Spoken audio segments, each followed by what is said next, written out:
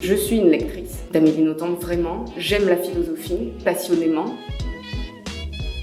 Je me suis dit, si j'écrivais une sorte de conte philosophique, dont Amélie elle-même serait l'héroïne. Alors j'ai eu très peur évidemment de sa réaction, puisque je la fais mourir tout de suite. Mais je me suis efforcée de pas trop lui donner la parole, pour justement, dans un souci absolu de ne pas dénaturer sa pensée.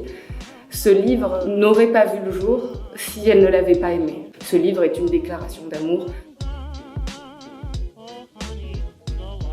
Elle ne le sait pas, mais nous avons cohabité pendant de nombreuses semaines. Donc je lisais la nuit. Tout le matin, j'écoutais des émissions de radio et des émissions de télévision où elle avait donné des interviews, où elle expliquait ses livres. Et si vous voyez mes propres exemplaires de ces livres, ils sont de partout. Les livres sont éventrés, j'ai écrit partout des noms de philosophes. Je me faisais des remarques, mon Dieu, mais tiens, voilà Rousseau, voilà Spinoza, voilà Sartre, extraordinaire.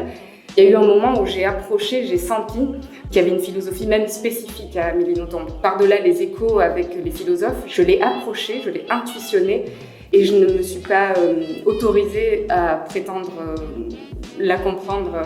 Je me suis contentée modestement de faire des échos entre ses ouvrages et de la philosophie classique. Mais je suis persuadée qu'un autre livre reste à faire et viendra, qui dévoile la philosophie propre à Amélie Nothomb, qui, je le crois, pousse à travers ses livres, de manière, je ne sais pas, peut-être inconsciente, mais qui croit de livre en livre, comme du lierre.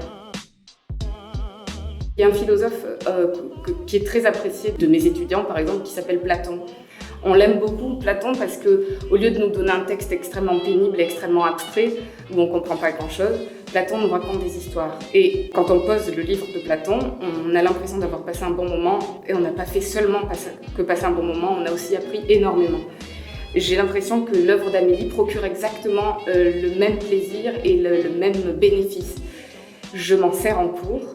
J'ai expliqué il y a quelques jours, je faisais le cours sur autrui à des élèves de terminale et j'ai pu aussi bien expliquer Hegel, qui apparaît dans mon livre, que Lévinas en étudiant Stupeur et Tremblement et en étudiant le journal d'Hirondelle avec mes élèves de terminale, qui d'ailleurs l'avaient lu et donc qui ont tout de suite compris ce que Lévinas aurait eu peut-être plus de mal à leur faire comprendre de manière directe par ses textes conceptuels.